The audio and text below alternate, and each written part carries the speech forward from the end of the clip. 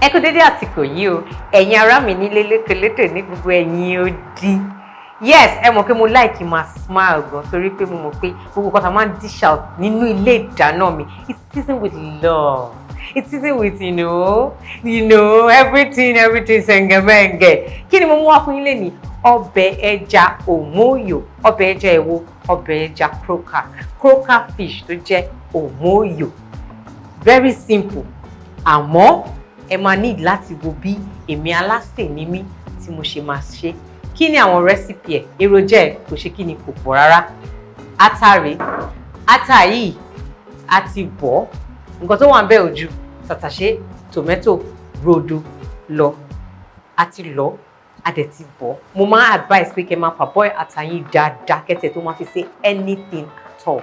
Torí ìdí èyí gan, eléyìí ẹ lè fi sínú fridge for months kò ní bàjẹ́. Ẹ lo ata yín lọ́jà àbí pẹ̀lú blender kẹ́ dà sí orí iná kẹ́ rọra fi òróró díẹ̀ sí kó sè dáadáa. Ìyẹn ò ní jẹ́ kí ata yín kó kan, kò dẹ̀ ní jẹ́ kó máa rùn bọ̀bọ̀ tẹ́ bá ti fi ṣe oúnjẹ tán. Ẹja wa ní croker máa ń ní ìpẹ́ lára scale, so a ti há ó smooth bàjẹ́ torí tẹ́ bá há scale yẹn dáadáa tẹ́ bá ń jẹ ó máa tú sí ojú ọbẹ̀ ẹ̀dẹ̀ nífẹ̀ẹ́ ẹ̀dẹ̀ ní láìkẹ́ àbí kẹ́ tó bá ń jẹ èèyàn tó bá ń jẹ gan ó máa kò wà palatable at all lẹ́nu rárá. So ẹ try as much as possible tẹ́ bá ti ra croker yẹn kẹ́ há dáadáa. Àti há àti ìfàdé tí rọra fi iyọ̀ níwọ̀nba àti rọra fi season ẹ̀ níwọ̀nba àti rọra fi season ẹ̀. Ìwọ tó bá mọ̀ mí dáadáa, by the way, ṣo ti subscribe? Please subscribe before I move further. Oya, down. Ṣoṣà ti subscribe. Okay, now. So nísìn àlùbọ́sà lélẹ̀, ìwọ tó bá mọ̀ mí dáadáa ó mọ̀ pé mo love àlùbọ́sà. Àlùbọ́sà lélẹ̀ torí mi like máa rí àlùbọ́sà lójú ọbẹ̀ mi, as in especially àwọn ọbẹ̀ ẹja and all that. Like kó máa kó oríṣiríṣi nǹkan sójú. Mo máa like máa grate ẹ̀. So ẹ ti rí àti blend àlùbọ́sà nìkan ni mo blend sí báyìí. Then Adun Obe wa lélẹ̀, Isebe wa lélẹ̀, òróró lèmi like máa fi ṣe ọbẹ̀ ẹja tó jẹ́ òmóòyò. Ẹ jẹ́ ká bẹ̀rẹ̀ lóní pẹrẹru. Nǹkan tí màá kọ́kọ́ ṣe òun lélẹ̀. Ọbẹ̀ òmóòyò life saver ni. Ẹ mọ̀ kó máa ń dàbí kádàpọ̀ òun ni. Àmọ́ tó bá mọ̀ kó fẹ́ ṣe ọbẹ̀ òmóòyò ó máa ń dà, mo ti sọ tẹ́lẹ̀. I'm just emphasizing on it. Ẹ bọ ata yín, ata tẹ́ lọ. Àwọn tomato gbogbo nǹkan tẹ́ lọ yẹn, fresh peppers yẹn. Ẹ make sure pé tẹ́ ṣe lọ tán ẹ bọ̀. Ẹ fi òróró díẹ̀ bọ̀ kó sè dáadáa. Fún ìdí èyí you get a very nice taste lẹ́nu. So àti preheat pan wa àti preheat ẹ̀, nǹkan tó máa ń kọ́ wọbẹ̀ òun ni òróró. Ọbẹ̀ òmóòyò sharp ni, kò ní kọ́lọ́fín nú. Tó bá máa ń follow channel ìdádó máa mọ̀ pé recipe mi ò kí ń nira láti sè. Kò dẹ̀ àwọn èròjà mi ó wà very easy láti rí ní ọjà any market. So òróró wa lélẹ̀, a fẹ́ yẹ kó gbóná tíntìní. Ẹ fẹ́ yẹ kí òróró yẹn kó máa ṣe ṣìrìn jù lórí ọbẹ̀ yín, kò dẹ̀ gbọ́dọ̀ má tó kọ́bẹ̀ yẹn má máa wò rakọ̀rakọ̀. So a máa wá da àlùbọ́sà tí mo ti mix àlùbọ́sà tá ti lọ yẹn a máa dà sí.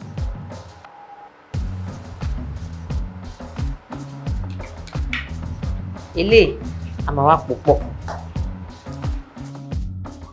This method tèmi Alase Nimi tí mo kọ́ ẹ ọbẹ̀ ẹja yín to the next level ni, like to the next level. So mo kàn fẹ́ yẹ kó marry ara wọn náà ni. This is just onions and òróró, that's all. Ọmọ yẹn mo dúró kó marry ara wọn. Okay.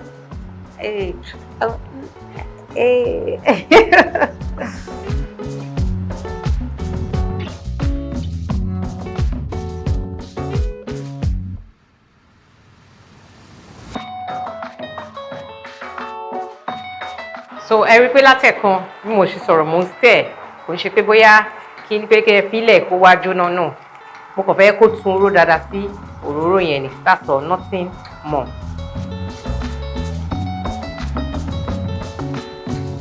So ní báyìí aroma yẹn ti jáde, aroma àlùbọ́sà.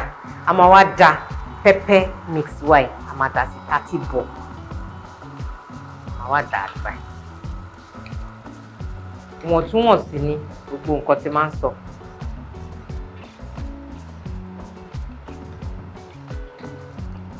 depending on the amount of fish tẹ́ bá fẹ́ sè.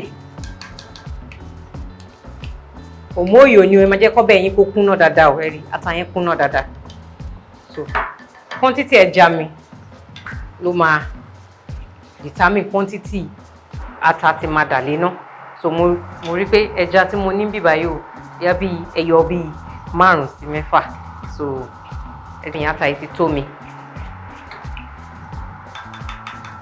Kọ́tà máa ṣe next ní sìn pé máa fi season díẹ̀ sí.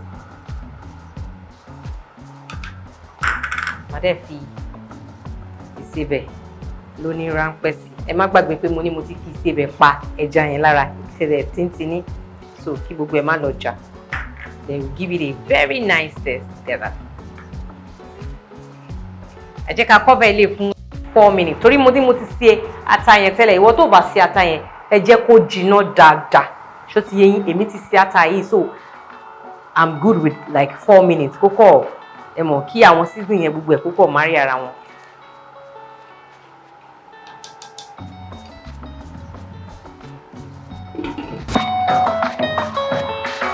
Aroma inú ilé ìdáná yìí, aroma kitchen yóò ń zẹ́ngẹ́ mẹ́ǹgẹ̀, ó ti ṣọkùtù wọ̀wọ̀.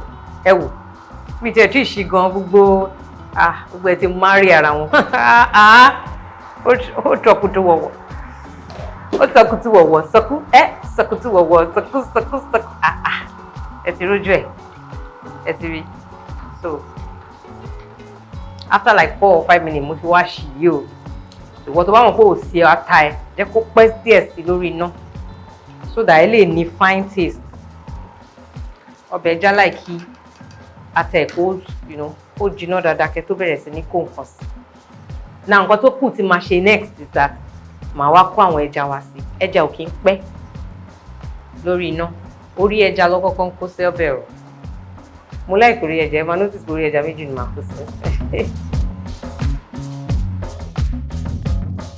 So mo ti fi ẹja wa sí tán. Ẹ jẹ́ kí n rọra ta omi díẹ̀ sí. Ilé ni láti jẹ́ kí ẹja yẹn lè yẹ mọ̀ pé ẹja love swimming whether in dead or alive. Ẹja máa ń love tó máa swim gan. So ẹ jẹ́ kí ẹja yín kó swim nínú omi ẹ̀. Ẹ jẹ́ ká wá mì í wò. Bá ṣe mi ọbẹ̀ ẹja leléyìí o fún ìwọ tó bá mọ̀ wàá yí báyìí. Ẹ ti rí, ẹ máa yí báyìí. Jẹ́jẹ́ ni ò jẹ̀lẹ́ńkẹ́ o. Ẹ máa rọra máa mì í báyìí. Ẹ máa wá tàn ẹ̀ báyìí a bit. Ẹ tàn ẹ̀ báyìí bí torí a kì í ro ọbẹ̀ ẹja kó má lọ rún. So ẹ ti rí, ẹ máa rọra mì í báyìí, ẹ mì í báyìí, ẹ mì í báyìí, ẹ ṣọkùtùkọ̀ ọwọ́ ẹ báyìí to the left and right. Ẹ wá gbé kaná padà. So tẹ́ bá fi pé ó tick báyìí, ní tèmi ó tick torí ọbẹ̀ ẹja ò kì í tick, kò dẹ̀ gbọ́dọ̀ ṣàn jù. Màá tún fi omi díẹ̀ sí. So báyìí a máa wá cover. Èyí ni láti lè jẹ́ kí ẹja yẹn kí gbogbo sauce yẹn kó wọnú ẹja yẹn. Ẹ jẹ́ kí n taste ẹ̀. Let's give it a final shake a bit with this little spoon. A máa wá taste ẹ̀. Ó sì nídìí ìsebẹ̀ kékeré. So ẹ ti ní ráńpẹ́. Màá rọra dà sí báyìí. Màá wá cover ẹ̀. Ẹ jẹ́ ká wá fún ní 8 to 10 minutes. Aroma inú, man, just try this method. Ẹ kò tẹ̀lé ìlànà tó yá. You know I'm an excellent cook. Mi dẹ̀ ni máa mú kó wá fún yín, ṣé ìgẹ̀? So ẹ try láti máa tẹ̀lé.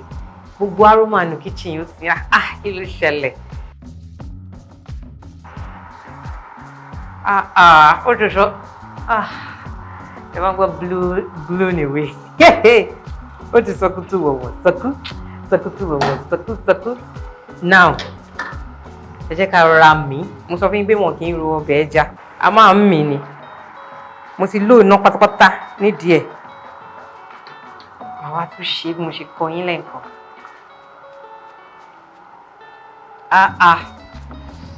Originality work for me wá lógo. Àṣà wa, èdè wa, kò sóhun tó dà tó. Oúnjẹ wa, kò sóhun tó dà tó. Mo ti paná. Ọbẹ̀ mi ó ti marry àwọn ọ̀pá, ó ti sẹ́ngẹ́ mẹ́ǹgẹ̀. Ẹ ti rójú ẹ̀ báyìí. Ẹ wojú ọbẹ̀ kẹ́ mú yán. Ẹ wojú ọbẹ̀ kẹ́ mú yán. Òróró pọ̀ jù. Ata ó tó. iyọ̀ ó tó, seasoning ó dùn bàjẹ́. So that's it. Ẹ jẹ́ kí n serve fún yín kẹ́rí wò. Kò sí nǹkan tẹ́ lè fi òmóòyò ọbẹ̀ ẹja jẹ àtọ̀. Ẹ lè rọra gbé kí ẹ rọra ṣe kí ni. Má gé o. Mo love orí ẹja. Ẹ má bù mí o. Ta ló like orí ẹja bí tèmi? Ẹ yẹ náwó. Ẹ jẹ́ n pass ẹ. Ṣẹfẹ́, ó yẹ gbà. Ẹ gbà. Now, kò sí nǹkan tẹ́ lè fi jẹ. Bó ṣe rọra wà yìí. Orí white rice ló ń lọ fún mi. Mo like ọbẹ̀ ẹja, òmóòyò pẹ̀lú white rice. Ó máa ń send signal kan sí mi. Very beautiful signal. So, ọbẹ̀ ẹja wa nìyẹn. Ẹ tẹ̀lé ìlànà yìí. How? Kí ló dé? It's so sweet. Like ó dùn. Ó kò máa dàbí pé just follow this process. Kó wá sọ fún mi nínú comment section tó bá jẹ́ pé ò bá bẹ́ẹ̀. Alase òun ni mí. Ibi báyìí ni mo ti máa draw curtain for today. Ẹ pàdé mi ní ọjọ́ mi, ọjọ́ ayọ̀. Ire o.